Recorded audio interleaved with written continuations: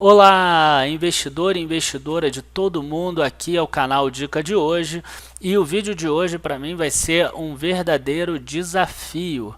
O Wanderson ele me mandou um e-mail falando assim: Daniel, eu sei que você é uma pessoa correta, que você é um analista sério, então eu acho que você vai me responder isso.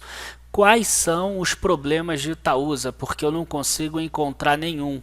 E eu achei muito bacana a pergunta dele, até porque me faz pensar de outra forma, é uma ação que eu gosto muito.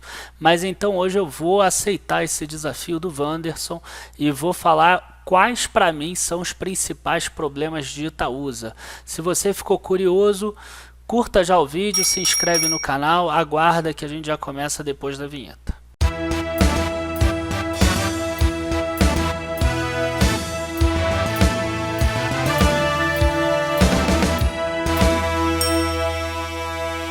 Bom, antes da gente começar, é importante a gente lembrar para vocês que na semana que vem, dia 8 de abril, a gente começa a nossa semana Primeiros Passos com vídeos focados no investidor iniciante. Esses vídeos vão ter o link fechado e vão ser recebidos por e-mail. Então, se você quiser receber esses links, clica na descrição do vídeo, aqui tem o link com a landing page que vai fazer com que você receba esses e-mails. Então não se assuste se semana que vem não tiver vídeos aqui no canal. Na verdade eles vão existir, mas eles vão estar com o link fechado e vocês vão conseguir clicar no e-mail de vocês, tá bom? Vamos então começar agora a falar sobre Itaúsa. Antes de mais nada, é importante a gente entender que Itaúsa é uma holding. O que significa uma holding? A palavra está aparecendo aqui.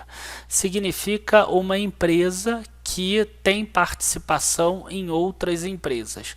Então, na verdade, Itaúsa em si não produz nada. Ela tem participação, ela investe em outras empresas, que aí sim essas empresas produzem. E hoje a carteira, o portfólio da Itaúsa é exatamente esse que está aparecendo aqui na estrutura acionária simplificada.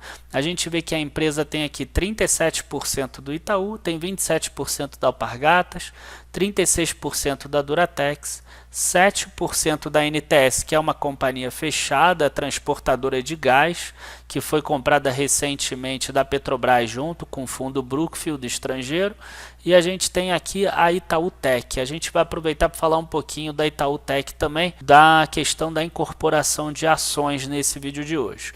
Então a gente tem essas empresas aqui, olhando assim parece que elas estão bem diversificadas, mas elas não estão. E a gente consegue ver isso nessa tabela aqui, que é a de resultado de equivalência patrimonial. Uma holding, como ela não produz nada, ela pega lá o lucro líquido que cada uma das empresas que ela detém possui e ela recebe a participação dela. Então o Itaú tem lá um lucro de X. A Itaúsa tem 37% de Itaú. Então o resultado de equivalência patrimonial dela vai ser em torno de 37% desse valor. É claro que às vezes tem um abatimento aqui, um aumento ali de alguma outra coisa, mas vai ser mais ou menos isso. Ela tem direito a 37% da participação desse lucro. E aí o que a gente tem aqui? A gente tem que a empresa tem de Itaú uma quantidade de ações tão grande que o resultado da equivalência patrimonial significa 97,8%.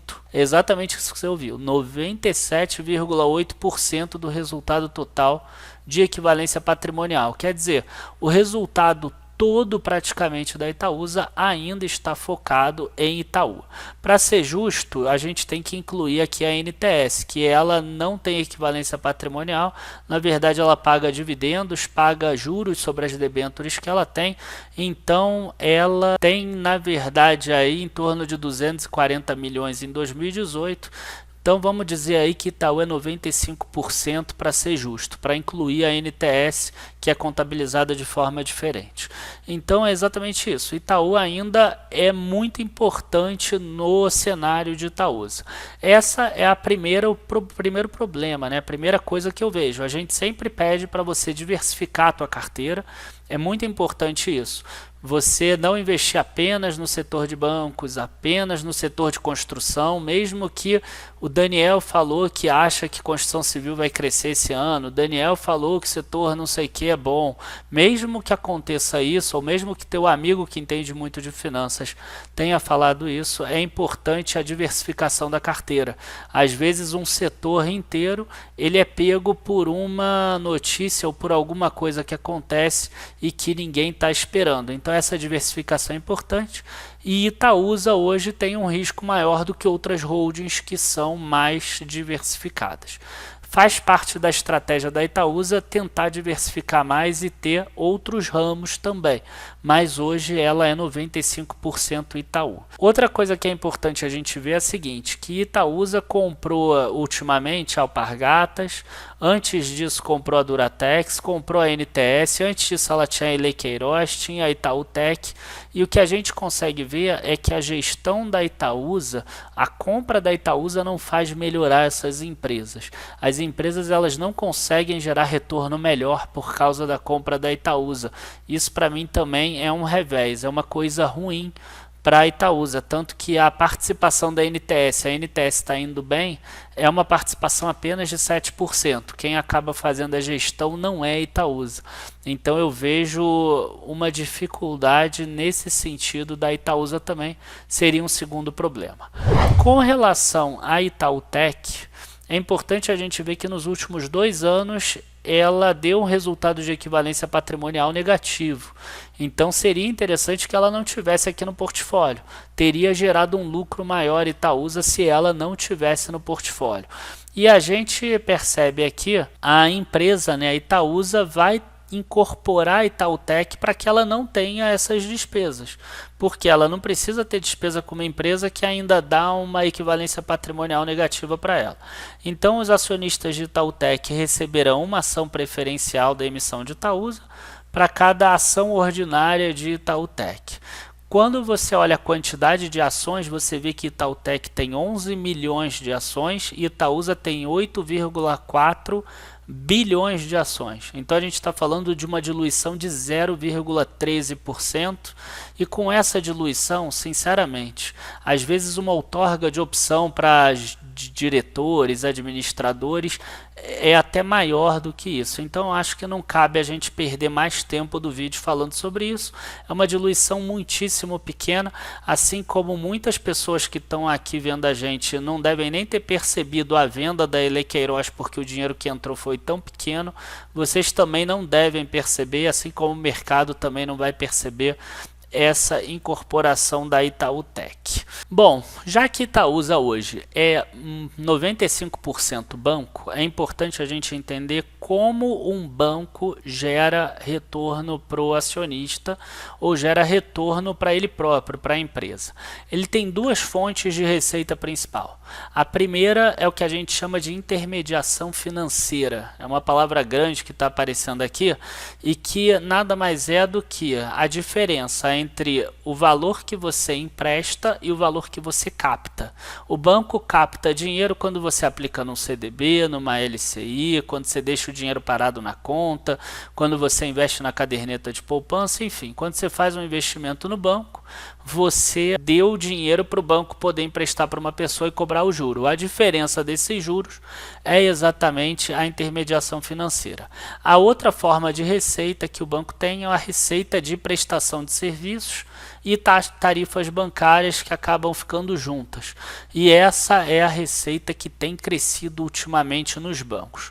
Em compensação, o que acontece? A gente começa a ver alguns bancos digitais que começam a incomodar esses bancos maiores com tarifa zero, com tarifa pequena e etc. Então a gente já começa a ver um movimento de zeragem de taxa de tesouro direto em bancos grandes, a gente já começa a ver zeragem de taxa de carregamento em planos de previdência privada, enfim, a gente já começa a ver um movimento dos bancos para reduzir essas tarifas tarifas, então isso poderia ser um problema no futuro também. Então esse já pode ser o terceiro ponto que eu vejo de problema para a indústria de bancos. Quer dizer, a gente tem bancos digitais crescendo com tarifas menores e pode ocasionar a redução dessas tarifas de serviço que fizeram o lucro dos bancos crescerem, principalmente nessa década. Para vocês terem uma ideia, eu vou botar aqui de 2015 a 2018, exatamente nesse período de crise, para você ver que essas duas receitas aí de Itaú, eles andaram de formas diferentes. A gente vê aqui a margem financeira com clientes parada praticamente. Tá? A gente vê aqui em torno de 57 bilhões a margem financeira, que é a diferença entre o empréstimo e a captação. A gente vê inclusive uma queda, ó, 57, 56, 56. 2016 foi 59 bilhões, porque aqui os juros estavam em 14,25%. Então o spread era maior. Tá? Enquanto isso, a gente vê aqui que a receita de prestação de serviços essa está andando sempre em linha reta, mas agora a gente já vê que a taxa de crescimento já é menor. A taxa de crescimento aqui agora já é 5% mais ou menos, enquanto no passado era 7, 8, 9% ao ano. Então a gente já começa a ver um declínio dessa taxa de crescimento. Aí você vai me perguntar assim, mas então como é que os bancos estão aumentando o lucro? Por que que eles estão aumentando se a margem financeira está igual e a receita de prestação de serviço está crescendo devagar? Eles, por enquanto, eles estão aumentando o lucro por causa da provisão de devedores duvidosos. A provisão de devedores duvidosos estava muito grande no período da recessão e agora a inadimplência começou a ceder, começou a diminuir. A gente consegue ver isso aqui, ó, 23 bilhões de provisão em 2016, 16 bilhões em Itaú de provisão em 2017, 13,9 bilhões em 2018. É claro que essa queda de inadimplência ela tem um limite. Então essa provisão não vai conseguir segurar o resultado por muito tempo. Os juros no Brasil devem ficar cada vez mais baixos, assim como no mundo todo, e a receita de prestação de serviços das empresas e dos bancos deve estagnar ou até diminuir. Então, nesse sentido aí, eu vejo que os bancos não têm muito potencial de crescimento das receitas deles, a não ser que aumente muito a carteira de crédito, que aí depende de um aumento da economia. Então, eu vejo que os bancos no Brasil devem migrar para como é nos países desenvolvidos, ou seja, terem retornos menores do que a indústria. Isso vai ser agora? Não vai ser agora, vai demorar 10 anos, 15 anos, mas existe esse processo em transformação. Se vocês olharem, por exemplo, o retorno de patrimônio líquido dos bancos na década de 2000 e agora, vocês vão ver que lá atrás era 25 a 30% e hoje já está em torno de 17 a 21, 22% mais ou menos. Então já teve uma queda. Provavelmente nos próximos 10, 15 anos deve ter outra queda também, para levar para ROIs aí em torno de 12%, 13%, 14%. Então quer dizer, tem, na minha visão, essa redução. E Itaúsa já percebeu isso, por isso que ela tem essa estratégia de querer diversificar e tirar o peso do Itaú. É importante a gente ver aqui no balanço patrimonial dela, que ela hoje zerou as dívidas dela de empréstimos e financiamentos em 31 de dezembro de 2018.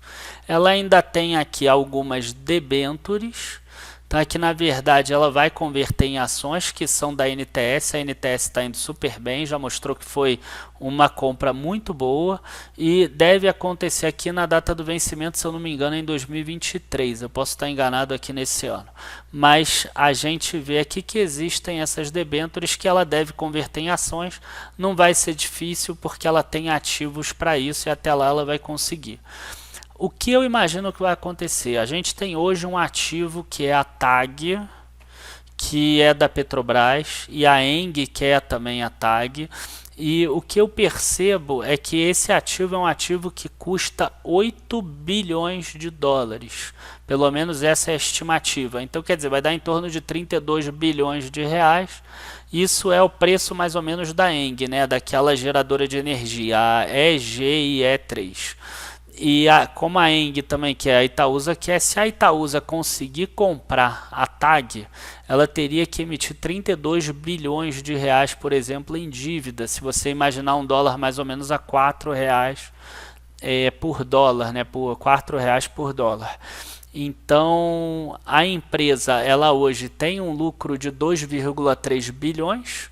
Essa TAG, a gente vê que com esses 2,3 bilhões, aí sim, uns 20%, por exemplo, já seria da TAG, que é um modelo muito parecido com o da NTS. Então a gente conseguiria ter já uma diversificação maior.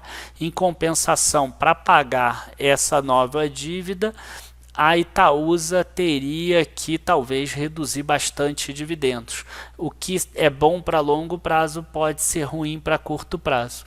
Então fica aí outra questão, que na minha visão é uma coisa boa, mas na visão de alguns, como reduziria dividendo, pode ser uma coisa ruim. Eu não imagino que Itaúsa pegaria os 32 bilhões de reais diretamente em dívida, porque aí ela ficaria com uma dívida bastante alta. Enfim, pessoal, eu espero que vocês tenham gostado do vídeo. Resumindo, ainda tem uma concentração grande no Itaú. A gente tem que a gestão não tem conseguido melhorar as outras empresas. A gente tem também um retorno de bancos que, na minha visão, vai ser decrescente no futuro por causa da dificuldade para gerar novas receitas, graças aos bancos digitais na receita de prestação de serviços e graças aos juros na receita de intermediação financeira, e finalmente uma possível queda da distribuição de dividendos, que seria boa para o longo prazo numa possível compra da TAG nesse sentido. Eu acho que esses são os 4 pontos principais que eu vejo de problemas de Itaúsa. Não considero eles tão relevantes assim, por isso que eu até acabo recomendando a empresa. Lembro a vocês também para clicarem lá embaixo no link da descrição para se inscreverem na semana Primeiros Passos. Vai ser muito interessante. Até você que não é um investidor iniciante, eu recomendo que você se inscreva também. Muito obrigado a todos, abraços e até quarta-feira. Tchau, tchau.